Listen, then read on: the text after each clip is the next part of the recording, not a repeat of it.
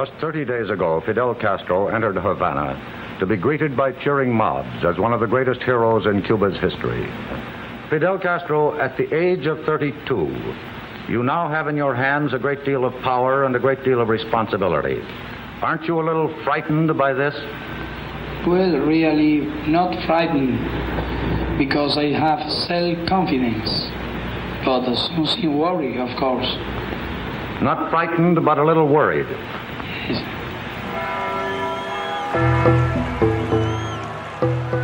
Él lideró la revolución que derrocó al odiado dictador. Y el 6 de enero de 1959, el día de su marcha triunfal por La Habana, encarnó las esperanzas de toda la nación. Fidel llega como una especie de mesías, joven, barbudo, al frente de una tropa guerrillera, y eso desata la imaginación y la fantasía del pueblo cubano. Estaba este héroe revolucionario romántico. Era grande, varonil y muy carismático. Fidel, will you say just a few words to New Yorkers? I'm very glad to be here again because I fulfilled my promise of coming after the victorious revolution. Este es un hombre de enormes deseos y con una enorme ambición. Es de una complejidad sin límite. Es un hombre de enorme inteligencia y de voluntad de hierro. Desde el primer momento, su revolución fue el espectáculo de un solo hombre. Sublevaba a la gente para llevar a cabo actos heroicos en nombre de la justicia y con la promesa de un brillante futuro. ¡Combatientes cubanos! Enviaba a sus soldados a los lugares más remotos, inspirándoles con sueños de grandeza. Hay una sed de gloria, de heroísmo, y él despertó más aún esa sed. Pero llevaría a 2 millones de cubanos al exilio y al silencio. Habían desafiado sus normas. El extraordinario liderazgo que ejercía Castro quedaba patente con los miles de personas que puso ante pelotones de fusilamiento. 40.000, quizá 50.000 presos políticos. El trato a los presos políticos. Ahora comprendo que mi destino no era venir al mundo para descansar. Desde hace más de 4 décadas, Fidel Castro dirige Cuba. Ha sobrevivido a una invasión financiada por la CIA, a incontables intentos de asesinato y a un embargo económico. Hasta sobrevivió a la caída de su benefactor, la Unión Soviética. La epopeya de la era de Castro es una de las historias más importantes de los últimos 100 años. ¿Qué probabilidades hay de que un país insignificante proyecte su fuerza por todo el mundo y vuelva loco a Estados Unidos? Imposible. ¿Cómo podría llegar a pasar?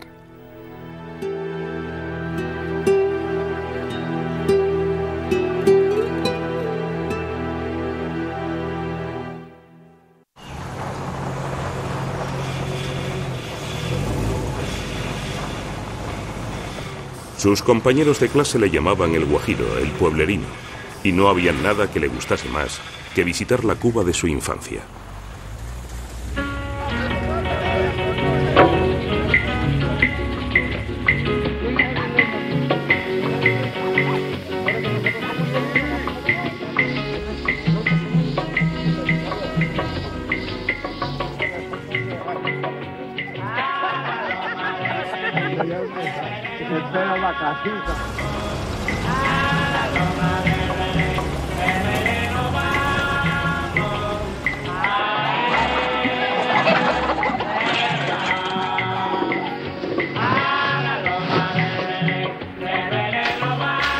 Fidel Castro cumplió la mayoría de edad en Las Manacas, una extensa plantación de azúcar en el remoto noreste de Cuba.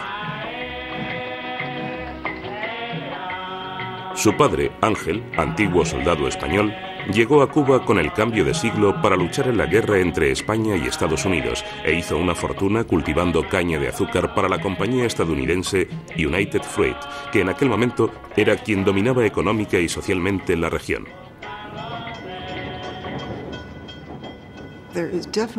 Hay muchas claves en la infancia de Fidel Castro. Era extranjero y bastardo. Su padre había estado casado con una profesora, pero después tuvo relaciones con la doncella, la madre de Fidel. Y solo se casaron cuando mandaron a los niños a la escuela católica. Fidel rara vez habla de esto, nunca directamente. La madre de Fidel, Lina Ruth, era una campesina pobre pero ambiciosa. Una vez se la comparó con Annie Oakley. Era conocida por disparar un rifle para llamar a la familia a la mesa.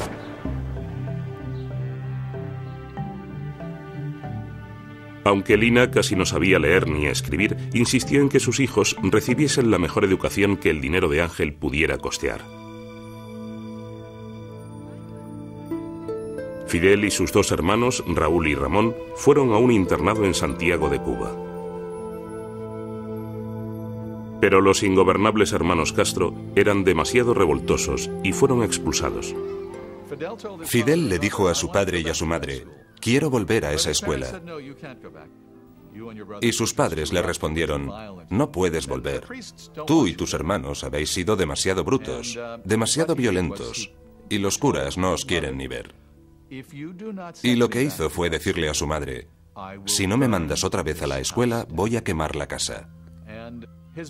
Y su madre sabía que ese chico, ese feroz hijo suyo, hablaba en serio.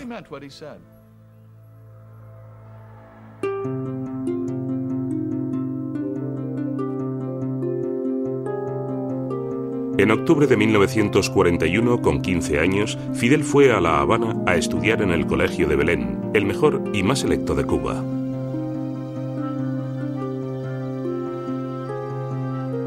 Su procedencia rural chocó con la de sus compañeros, educados en la cultura y la literatura de la clase alta cubana.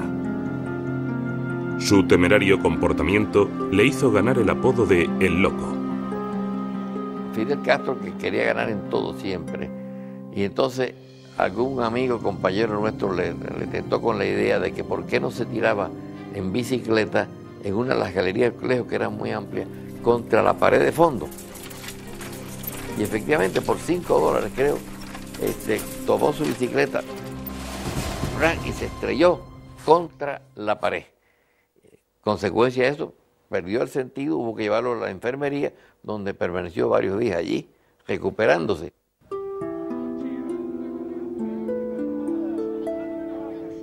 En Belén, bajo la guía de curas jesuitas españoles, el joven Castro comenzó a formar su visión del mundo. Los jesuitas que Fidel conoce en La Habana en la década de los 40 son los jesuitas que vienen de la Guerra Civil Española, del bando nacional, del bando cercano al fascismo, que están imbuidos, esos jesuitas, de la idea de la superioridad del mundo hispano católico frente al mundo materialista y corrompido anglosajón. Fidel impresionó a sus profesores con sus habilidades atléticas, su memoria fotográfica y su enorme tenacidad. Le describen como alguien que, sin duda, llenaría el libro de su vida de páginas doradas. Cuando ingresó en la Universidad de La Habana, se comprometió a cumplir esa promesa. Una noche estábamos nosotros estudiando. Hicimos una pausa para tomar un café con leche y un cafecito que había ahí. Entonces empezamos a hablar cada uno lo que quería hacer el día de mañana. Entonces yo le dije, bueno, a mí me gusta viajar, tener muchos amigos, que era verdad. Entonces, y el otro, yo quiero ser poeta, el otro, yo quiero ser un buen abogado. Y entonces yo me viré para él y dije, Guajiro, ¿y tú? Dice, yo quiero conquistar la gloria, la fama. La gloria, la fama.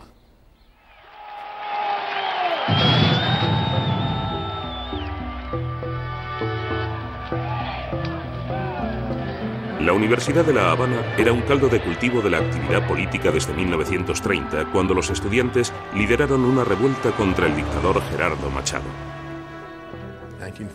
Los 30 son un periodo violento de la historia política cubana, Sigue habiendo luchas políticas durante buena parte de la década. La idea era que si querías ser políticamente eficaz, tenías que estar dispuesto a usar un arma. Cuando Fidel llegó a la universidad, también hacía falta tener una pistola. No por nobles objetivos revolucionarios, sino simplemente para protegerse él y sus amigos. Y se crean las bandas. La generación de Fidel tenía una terrible sensación de frustración. Se supone que Cuba era uno de los 3 países más ricos del hemisferio, junto a Estados Unidos y Argentina, y aún así no se ponían de acuerdo en política. Sucedió una tragedia tras otra.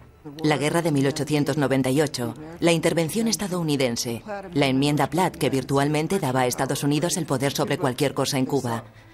Vieron caer uno tras otro a líderes corruptos, asesinados, reemplazados por Estados Unidos. Caen. Mientras estudiaba en la Universidad de La Habana, Fidel estuvo bajo la influencia de profesores nacionalistas cubanos y empezó a estudiar la historia de Cuba muy en serio. Concluyó que Cuba no había sido la dueña de su propia historia y le echó la culpa a Estados Unidos. Fidel dio el salto. Ayudó a organizar huelgas y movilizaciones. Se presentó a presidente estudiantil. Se unió a una banda. Era una combinación de genio y delincuente juvenil, señaló un compañero de estudios. Podía ser brillante y luego comportarse como un rufián. Estuvo implicado en el fatal tiroteo de un líder estudiantil rival, pero nunca se presentaron cargos. Un testigo le identificó en relación con el asesinato de un sargento de la policía universitaria, pero después retiró su testimonio.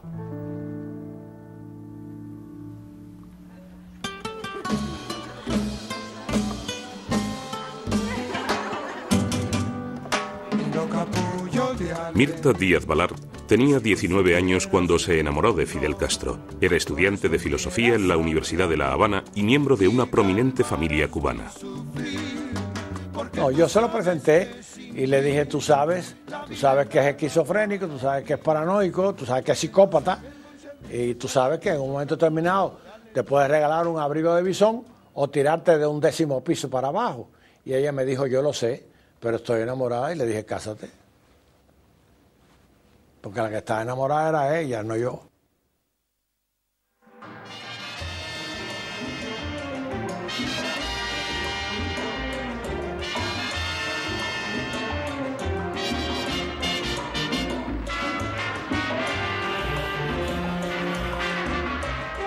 Se casaron el 12 de octubre de 1948 y pasaron una larga luna de miel en Nueva York. Por primera vez probé las costillas, el salmón ahumado y otras cosas que un hombre joven de gran apetito disfruta mucho, recordaría más tarde Fidel. Con el dinero de su padre compró un Lincoln Continental blanco, se acomodó en un apartamento del Bronx e intentó aprender inglés memorizando 200 palabras por día.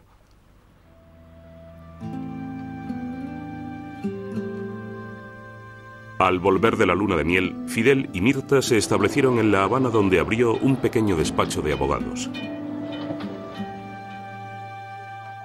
Mirta dio a luz a un hijo, Fidel Castro Díaz Balart, Fidelito. Pero Castro no solía estar en casa y nunca había suficiente dinero. Castro llegó una mañana y tardó bastante en darse cuenta de que se habían llevado todos los muebles del salón, incluida la sillita de Fidelito. Todo había sido confiscado. No había pagado las facturas. Es un hombre sin sensibilidad, sin empatía por las cosas que las personas necesitan para vivir una vida más o menos normal. La política consumía toda la pasión de Fidel. Mientras los cubanos esperaban elecciones libres en 1952, las cuartas desde que se instauró la nueva Constitución de 1940, el joven abogado vio su oportunidad.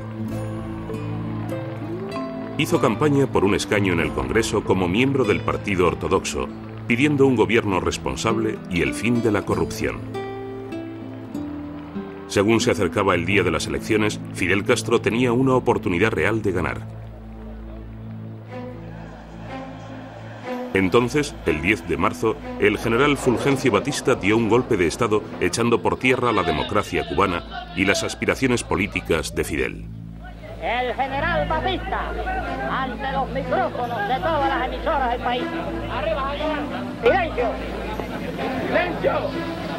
Hablo al pueblo de Cuba desde la ciudad militar, esta vez, en donde he tenido que regresar forzado por la...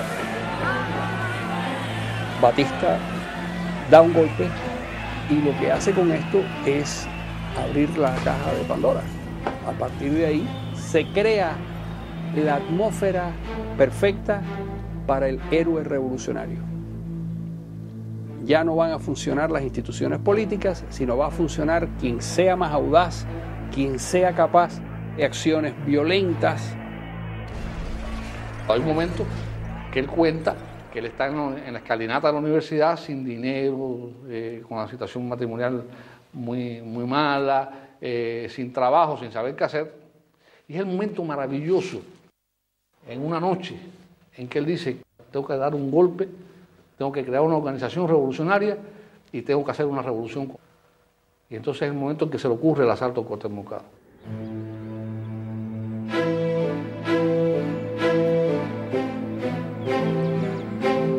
El 26 de julio de 1953, Fidel Castro, esperando incitar a la rebelión, lideró a 129 hombres y a 2 mujeres en el asalto al cuartel militar de Moncada de Santiago de Cuba.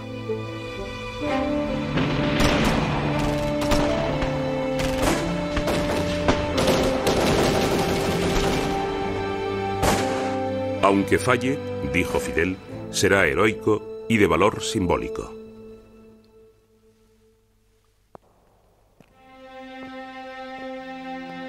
Fue una masacre.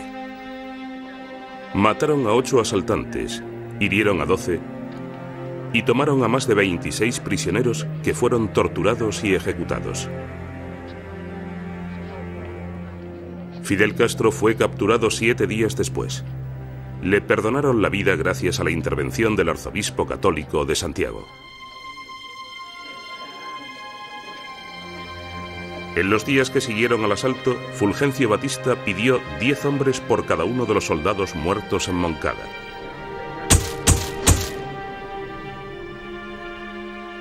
La publicación de fotografías de los cuerpos mutilados de los jóvenes cubanos repulsa a la nación y convierte en héroe al hombre que lideró el osado asalto. La represión de las fuerzas de Batista fue tan dura. Mataron a tantos jóvenes, sobre todo jóvenes. Se les aniquiló. Sufrieron la opresión que sirvió para despertar al pueblo cubano.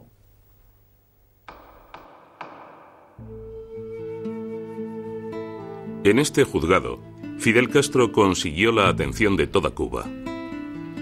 Argumentando su propia defensa, el joven abogado dijo las palabras que se convertirían en leyenda. «Condénenme», dijo, «no importa.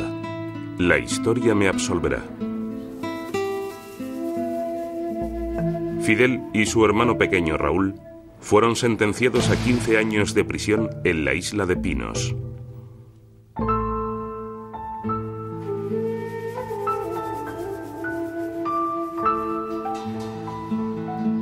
...7 de noviembre de 1953... Querida Nati, si has sufrido por mi culpa, recuerda que daría gustoso mi vida por tu honor y tu felicidad. Fidel Castro se había enamorado de Natalia Revuelta, la bella mujer de un prominente doctor cubano.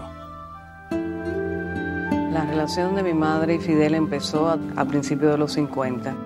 Ellos se conocen y inmediatamente después de eso viene el asalto al cuartel Moncada y de ahí él va preso. Empieza una especie de intercambio epistolar que se va haciendo cada vez más profundo, más apasionado. Fidel pedía cigarros, su comida favorita. Sobre todo pedía libros. Leyó las obras del patriota cubano José Martí, a Dostoyevsky, Rousseau, Marx y Lenin.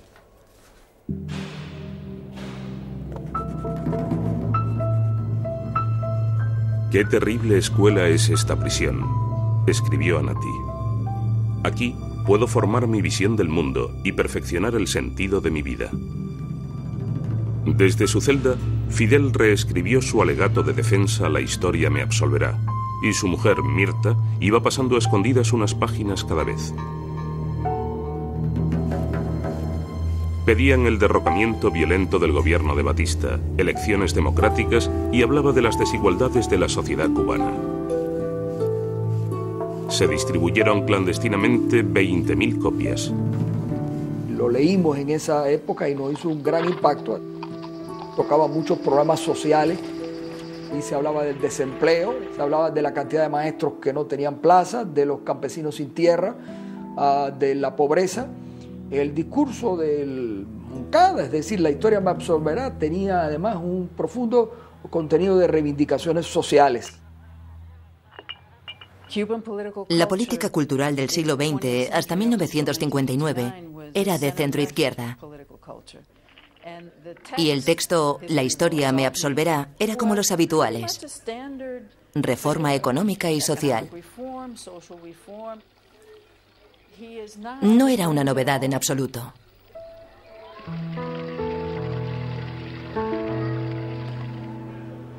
Castro llevaba en prisión un año cuando supo que su esposa Mirta había pedido el divorcio y la custodia de su hijo tras descubrir su romance con Nati Revuelta. Y se ve que el censor de la prisión, a propósito, sin querer, le mandó a la esposa de Fidel la carta que era mi madre y viceversa. Entonces, cuando mi madre ve que en su sobre está la carta para la esposa, lo cierra y va y la entrega, pero parece que la esposa leyó la carta que iba dirigida a mi madre. Fidel estaba amargado. «Un día saldré de aquí y recuperaré a mi hijo», escribió a una de sus hermanas, aunque tenga que destruir el mundo entero en el intento.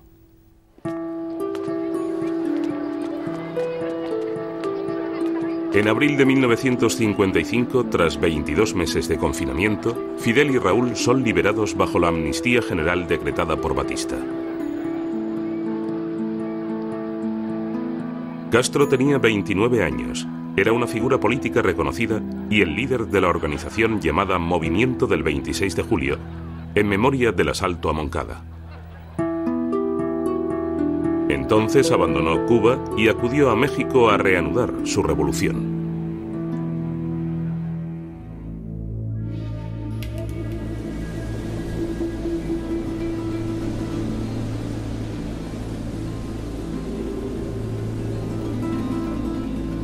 El 25 de noviembre de 1956, un balandro de 20 metros se dirigió a la costa sureste de Cuba. A bordo del Granma navegaban Fidel Castro y 81 expedicionarios que volvían de México para hacer la guerra contra Batista.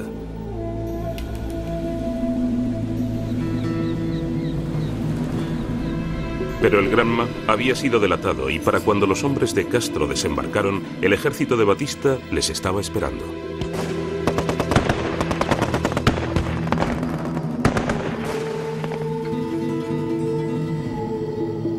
Dijeron que Fidel Castro había muerto. Pero se había puesto a cubierto en un campo de caña de azúcar. 3 días después, sin armas, comenzó a caminar hacia las montañas. Batista comete el enorme error estratégico. Los desembarcos, esto está en todas las escuelas militares, los desembarcos se empujan hacia el mar. Pero Batista los empuja para la sierra, los que quedan. Y dice, esto es textual de Batista, en la Sierra Maestra no sobrevive nadie, no sobrevive nadie. 18 hombres desaparecieron en la amenazadora Sierra Maestra, incluyendo a Fidel, a Raúl y a un médico argentino llamado Ernesto Guevara, conocido como El Che.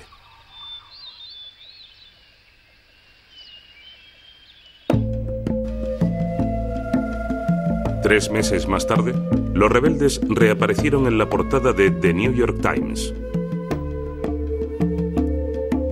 En una serie de 3 artículos, Herbert Matthews, corresponsal de guerra, creó la leyenda de Fidel Castro. Aquí hay un poderoso hombre de 1,80, piel oliva y barba desaliñada, escribió Matthews. Tiene fuertes ideas de libertad, democracia y justicia social.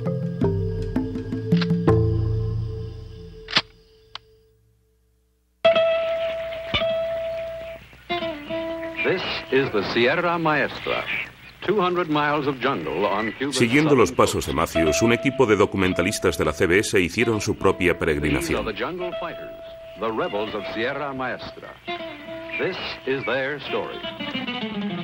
am going to tell you what happened.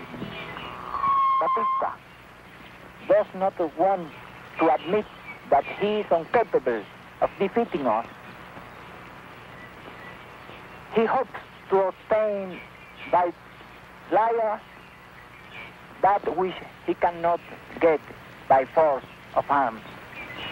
Sometimes he said that I am dead. Another time he says that there is no body in Sierra Maestra. But he won't let anyone to come here to Sierra Maestra. And when the soldiers are killed in battle, he says that they were died in accidents. Have been a great deal of accidents here in Sierra Maestra last month.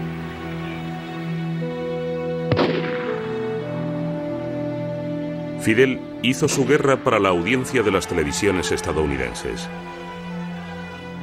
Pero en las ciudades cubanas se estaba llevando a cabo una guerra mucho más importante. En La Habana, el directorio de estudiantes tomó al asalto el Palacio Presidencial en marzo de 1957 en un desesperado intento de asesinar a Batista.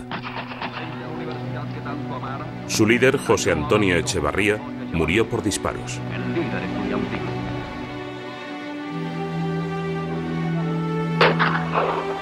En Santiago, la segunda ciudad más grande de Cuba, el movimiento clandestino del 26 de julio llevó a cabo una intensa lucha y sufrió lo peor de la represión.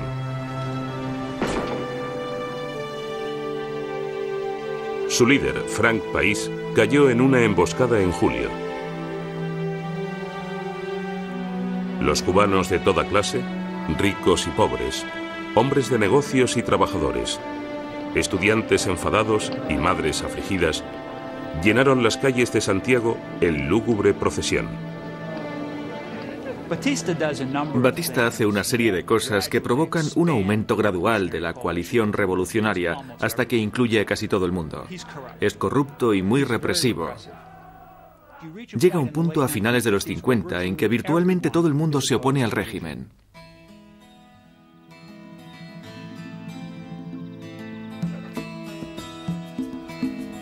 Arriba, en las montañas de Sierra Maestra, Fidel Castro pronto se convirtió en el símbolo de la resistencia contra Batista.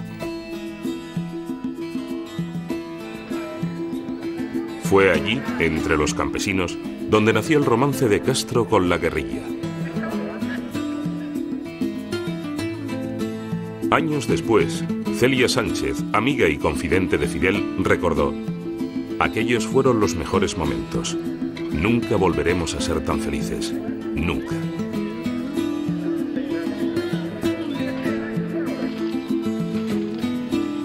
Miembros del movimiento clandestino urbano y líderes de partidos de la oposición subieron a las montañas para encontrarse con Fidel y trabajar en los detalles de un futuro gobierno de coalición. Los puntos clave del manifiesto de la Sierra son la República Democrática, restablecimiento de la Constitución del 40, elecciones generales. No creo que Fidel Castro lo firmó pensando en cumplirlo, pero eso es lo que era oportuno. Ya Fidel se da cuenta de que él tiene su ejército y tiene su gente, que no tiene nada que ver con esos políticos a los cuales él perteneció alguna vez, a los cuales además lo despreciaban también a él. Fidel descubre con aquellos campesinos cetrinos, malhumorados, analfabetos, cogedores de vacas y de puercas, qué cosa es una revolución. Es sacar del caos a la sociedad, escoger a los detritos de la sociedad, coger a todo el mundo y hacer otra cosa nueva y dirigir una cosa nueva. De alguna manera, aquella idea de Lenin de destruir el Estado, él la comprende, él sabe ya con quién lo puede destruir y con quién lo va a destruir. Que son esos guajiros que tienen alrededor, tú los ves. El puñado de guerrilleros que sobrevivieron al desastre del Granma creció hasta convertirse en un ejército rebelde. Fidel lo comandaba con mano de hierro. La gente empezó a darse cuenta de que Fidel pedía obediencia. No era muy dado a consultar las decisiones, sino que quería tomarlas él solo y que los demás simplemente las cumplieran. Yo recuerdo una amonestación de Fidel a un jefe de guerrilla. Lo hizo de una manera tan brutal, tan sucia, de un modo tan vejatorio. Y luego, dándole cabezazo a la hamaca, volví a preguntarme, ¿qué pasará? ¿Qué sucederá el día de mañana? ¿Qué sucederá el día de mañana?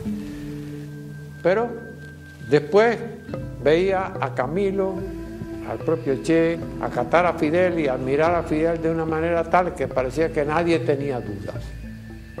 Decía, ¿seré yo el único que tiene dudas?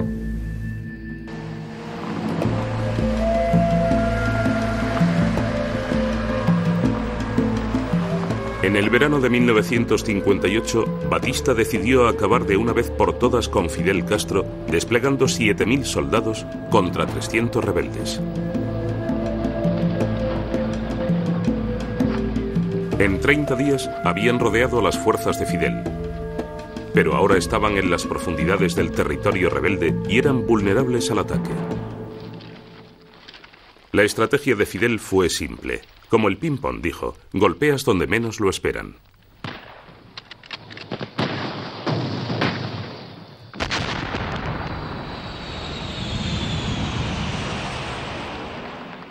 En primavera, Estados Unidos, avergonzado de la brutalidad de Batista, suspendió el apoyo militar al régimen. Primero, se creó la percepción de que el ejército cubano no podía seguir luchando contra el movimiento de guerrillas de las montañas.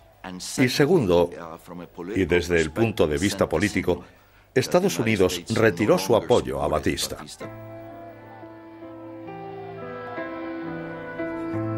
Pero Fidel, resentido desde sus días en la universidad por la presencia estadounidense en Cuba, no le dio importancia al gesto. Una vez termine esta lucha, comenzará la verdadera lucha de mi vida, le escribió a Celia en julio de 1958, la lucha contra Estados Unidos. Ese es mi verdadero destino.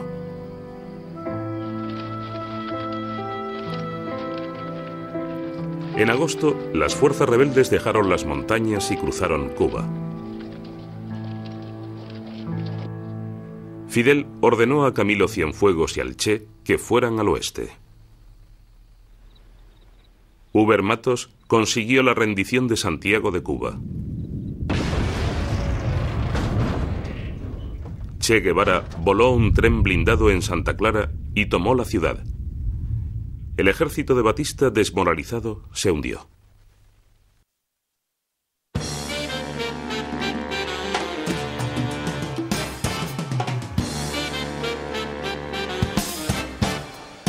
El 31 de diciembre de 1958, los cubanos vivían un año nuevo incierto.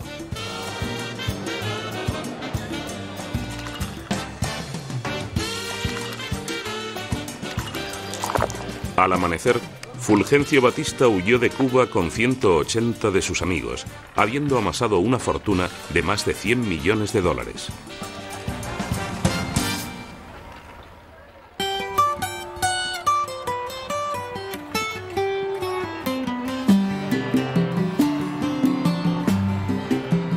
El 2 de enero de 1959, Fidel Castro y su ejército rebelde salieron de Santiago de Cuba hacia La Habana. Hicieron unos 1000 kilómetros de marcha por la autopista central de Cuba. Fidel habló en cada parada. No hay mejor escuela que la experiencia.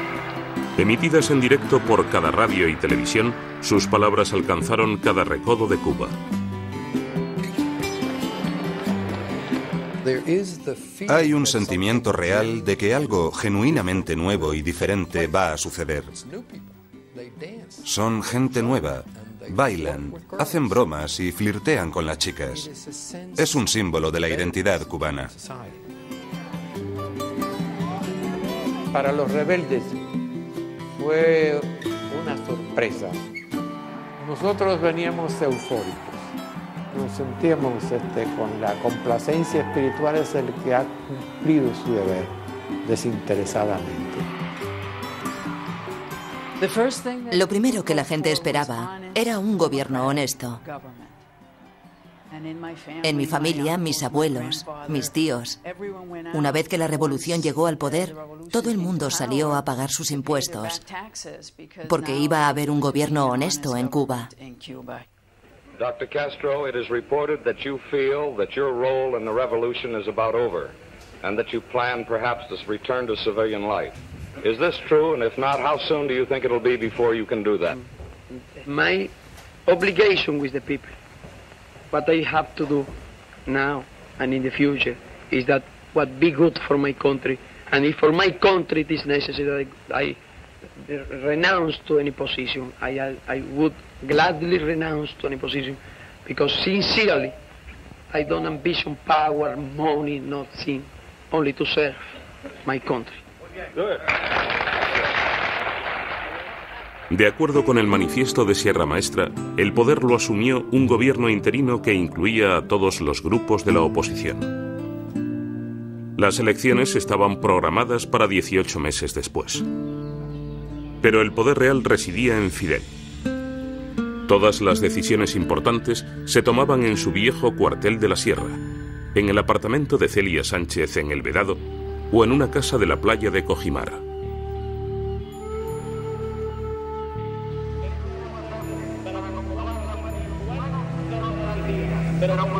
Una de las primeras acciones del gobierno revolucionario fue el justo castigo.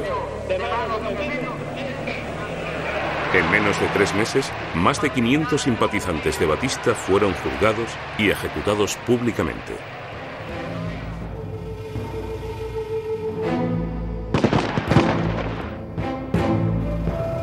Cuando la prensa lo calificó como baño de sangre, Castro, indignado, dio su versión a la televisión. The purpose of today's gathering is to show the whole world that all Cubans are united in the rebel victory and that all of them support the execution. When the young people would appear murdered in the streets with the tops of their heads, when the yards of the barracks would be full of cadavers, when our women were violated, when the children were murdered, when the police hordes would go into the embassy to assassinate our people, no one made a campaign against Cuba. En Cuba se oía una nueva y siniestra consigna: al paredón.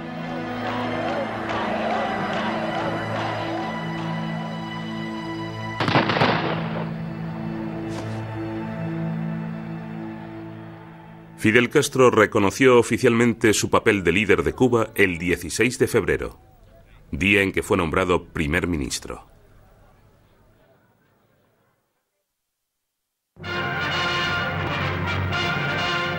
New York's Pennsylvania station rarely has seen anything like it. Only the magnetism of a Castro could produce it. For this is the spontaneous, el primer ministro Fidel Castro llegó a Nueva York el 19 de abril de 1959 como parte de un viaje de buenas intenciones de 15 días. Era joven e idealista, y su atractivo no había disminuido por las recientes acusaciones del baño de sangre.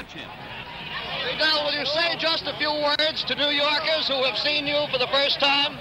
Well, I'm very glad to be here again because I fulfilled my promise of coming after the victorious revolution.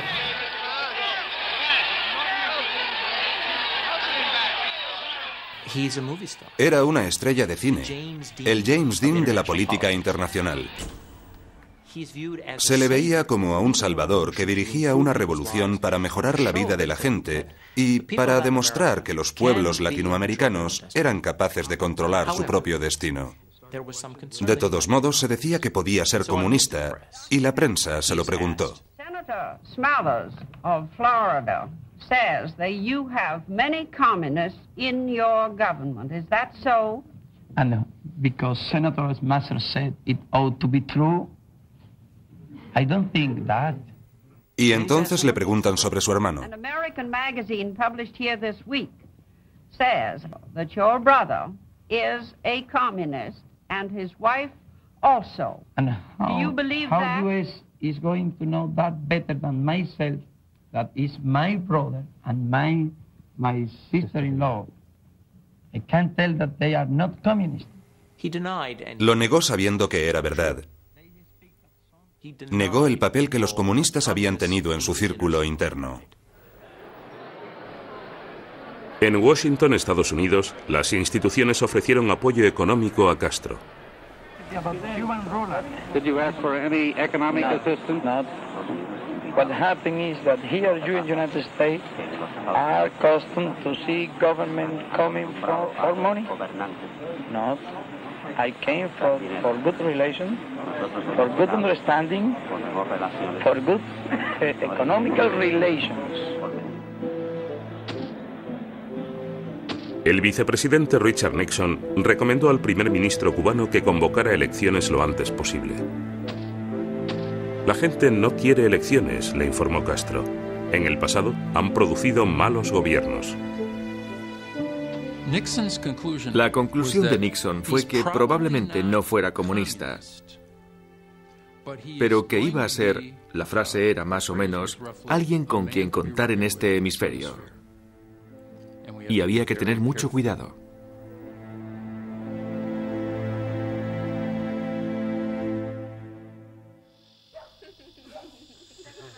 La transformación revolucionaria de Cuba comenzó el 17 de mayo de 1959 con la proclamación de la Ley de Reforma Agraria. Las Manacas, la granja de la familia de Castro, fue la primera propiedad confiscada.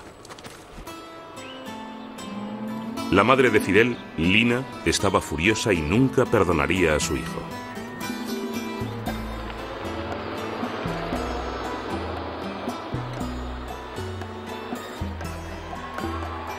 $200.000 campesinos recibieron los títulos de propiedad de la tierra que habían trabajado.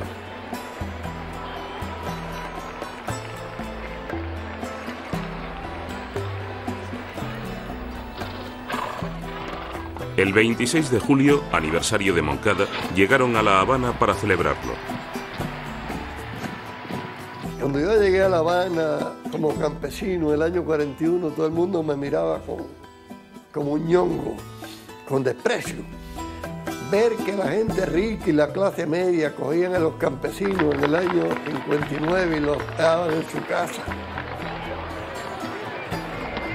Había una cosa bellísima, como que todo el mundo se diera cuenta que había que acabar con la injusticia.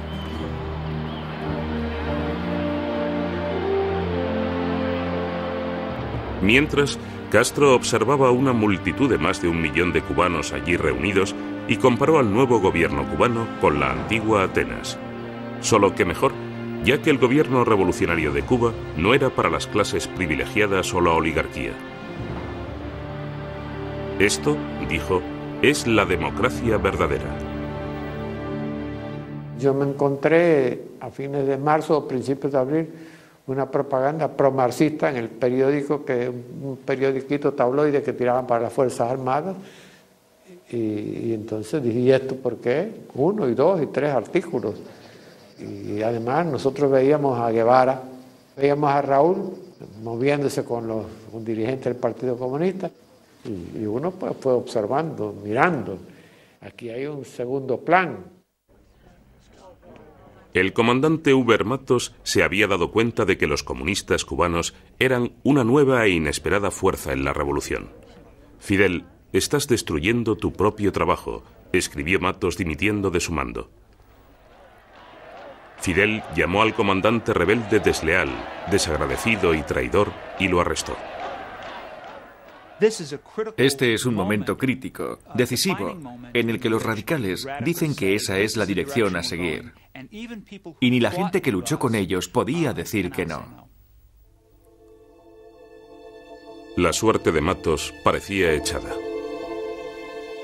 Raúl Castro pedía el fusilamiento y el que el Che Guevara, que también lo pedía, se pasó después a decir que no. Yo me limité a decirle a Fidel: pero Fidel, tú no dijiste que esta revolución no iba a ser como Saturno, que devora a sus hijos. Y Fidel me respondió: no, no vamos a fusilar porque no vamos a hacer mal. Matos fue sentenciado a 20 años de prisión. Muchos moderados del gobierno de Castro dimitieron en señal de protesta o fueron cesados. Algunos se fueron a Estados Unidos. Otros se unieron al movimiento de oposición que comenzaba a formarse en Cuba.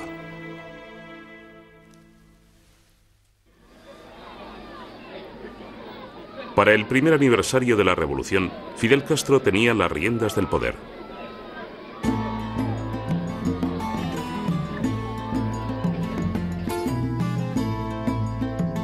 Su hermano Raúl era ministro de Defensa. Su amigo Che Guevara dirigía el Banco Central. Un oscuro abogado, Osvaldo Dorticós, era el presidente. Para la mayoría de cubanos fue un buen año. Bajó el precio de los servicios públicos. Comenzaron nuevos proyectos de trabajo público. Rebajaron los alquileres a la mitad. Y enviaron a los estudiantes a las montañas para que enseñaran a los campesinos a leer y a escribir. Mi generación se enamoró de esa revolución. La educación popular, el acceso a la salud, la justicia social. Era una persona con un gran atractivo político, con una forma muy interesante de presentar sus ideas. ¿Es que acaso nosotros salimos de los cuarteles? Lo que me pareció tan fascinante fue que Fidel estaba allí, en el escenario, haciendo todos esos gestos, moviendo los brazos. Las armas de la República para derrocar un gobierno constitucional. Más de 200.000 cubanos estuvieron ahí fuera durante 7 u 8 horas, mientras Fidel seguía allí arriba dirigiéndoles, encantándoles, lanzando su hechizo sobre ellos.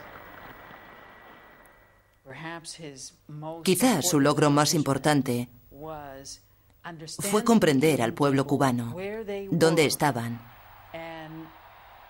y desafiarles a hacer grandes cosas. Y en aquel momento, la mayor parte del pueblo cubano respondió. Volcaron su voluntad, su fe y su juicio en Fidel Castro. Y eso fue un hito político que, de hecho, le permitió centralizar el poder.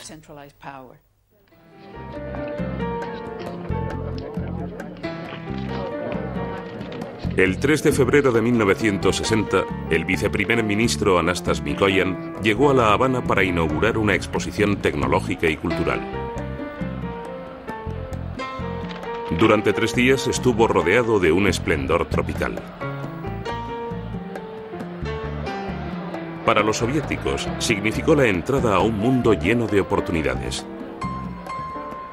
Para los estadounidenses, el comienzo de la pesadilla de la Guerra Fría. Nosotros temíamos 2 cosas. Una, que los soviéticos pudiesen usar Cuba de alguna manera para amenazar la seguridad de Estados Unidos. Y 2, que la revolución de Castro fortaleciese el brazo soviético en Latinoamérica. Cuba, a 140 kilómetros de Florida, es una pista de aterrizaje para los soviéticos. Algo que nunca antes habían tenido, un lugar desde el que proyectar su poder. La isla de Cuba es la base, junto a Estados Unidos, que siempre habían querido.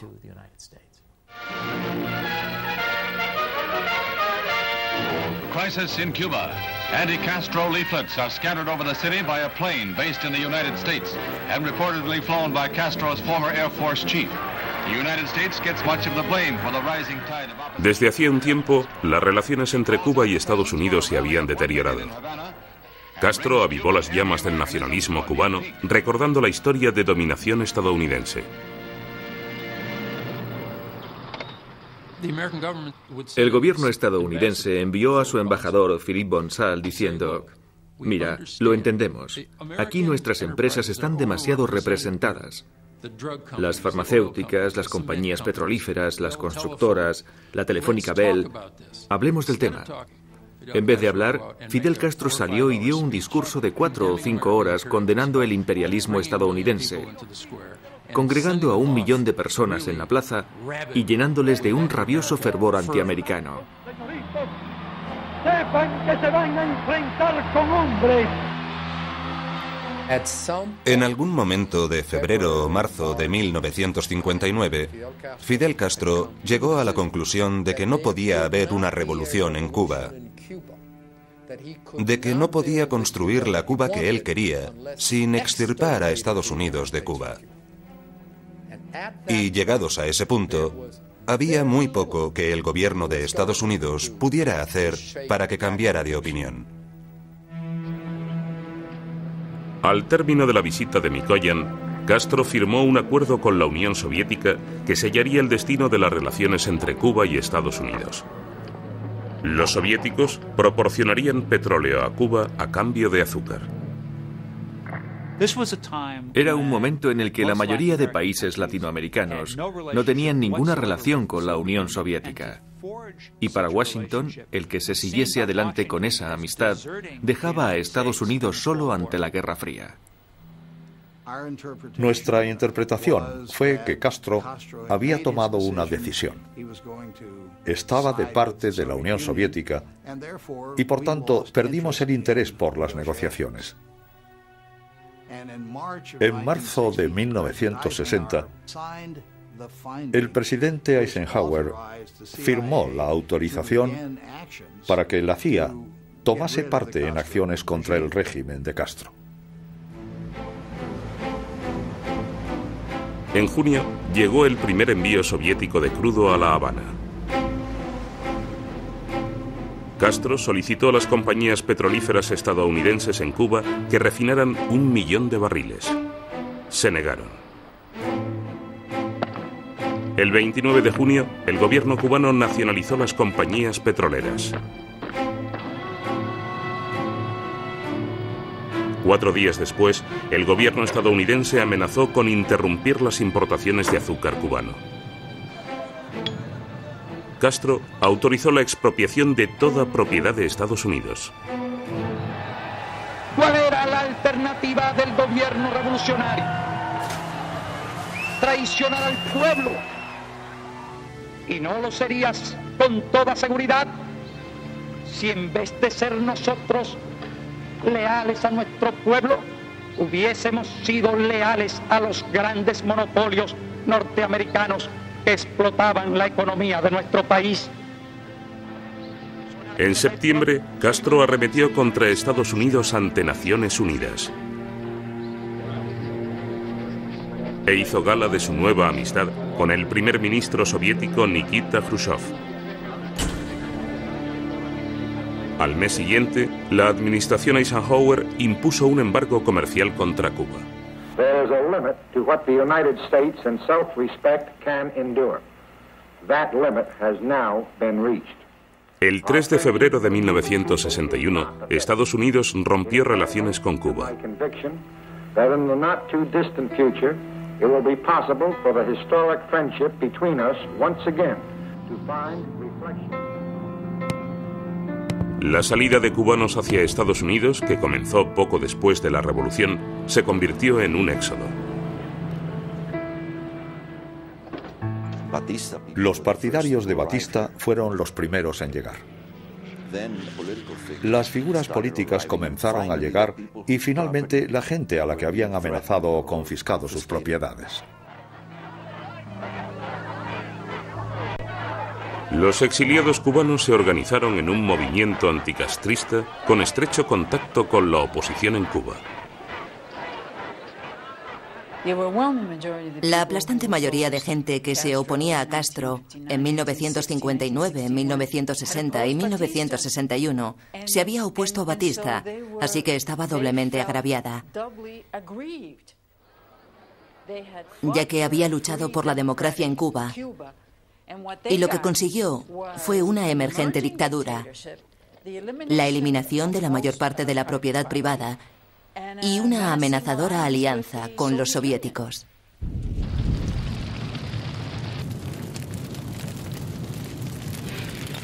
Un movimiento clandestino urbano tan poderoso como la resistencia a Batista luchaba ahora contra Castro.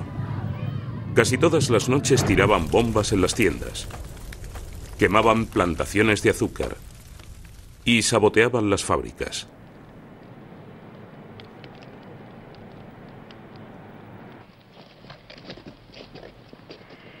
Y en las montañas Escambray, en el centro de Cuba, tomó lugar la insurrección. Esta era una gran rebelión campesina, aunque no solo contra la Revolución cubana. El gobierno cubano en los años 60 movilizó 4 veces entre 50.000 y 100.000 milicianos para luchar contra los rebeldes, para limpiar el Escambray. El área se volvió tan peligrosa para el gobierno que tuvieron que mover a la fuerza a miles de familias de campesinos y situarlos en otras partes de Cuba.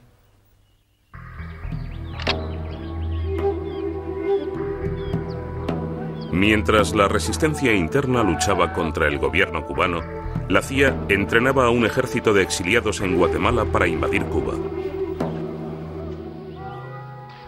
Cuando me presenté voluntario para lo que terminó siendo la invasión de Bahía de Cochinos, pensaba que lo que íbamos a hacer era entrenarnos como una guerrilla, como individuos clandestinos que organizarían un levantamiento masivo en Cuba. El concepto de invasión fue una sorpresa para la mayoría de los que estábamos en Bahía de Cochinos.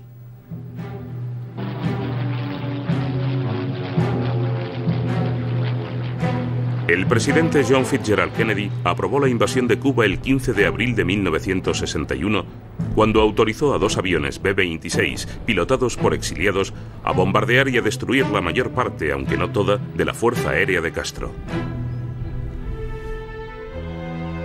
En el bombardeo de los B-26, hay un muchacho, lo hieren de muerte. Y entonces tiene las vísceras afuera y mete el dedo en la sangre y pone en una puerta Fidel. Llevan eso Fidel, el fragmento de Puerto Fidel. Está muy impresionado, muy choqueado. Un muchacho de 16, 17 años, un niño que en su momento final de agonía le mostraba su entrega con su sangre.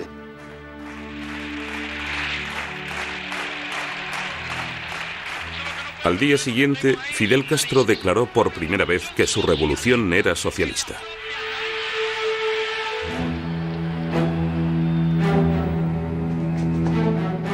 Inmediatamente ordenó el arresto de al menos 20.000 cubanos identificados como oponentes al régimen. Durante las horas siguientes, esperó noticias ansioso.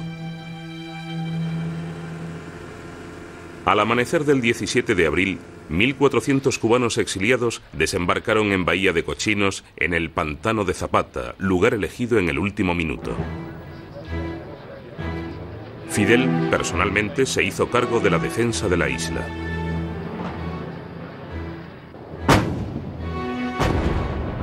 Rodeados por el ejército cubano, machacados por tierra y por aire, los exiliados no tenían opción.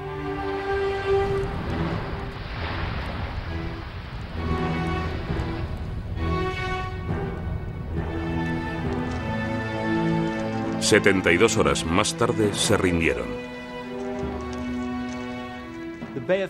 La invasión de Bahía de Cochinos hizo que se asociaran la oposición al régimen con Estados Unidos, de manera que Castro fue capaz de envolverse en la bandera cubana y declarar cualquier tipo de oposición a la revolución como traición. Y en la mayoría de países, la traición se castiga con la muerte. Ese fue un dramático punto de inflexión, un momento decisivo. La credibilidad de Castro, su fuerza en Cuba y en toda Latinoamérica había aumentado enormemente. Su revolución, en ese momento, estaba más consolidada que nunca. Hizo lo que ningún líder latinoamericano había hecho antes: vencer un desafío realmente significante organizado por Estados Unidos.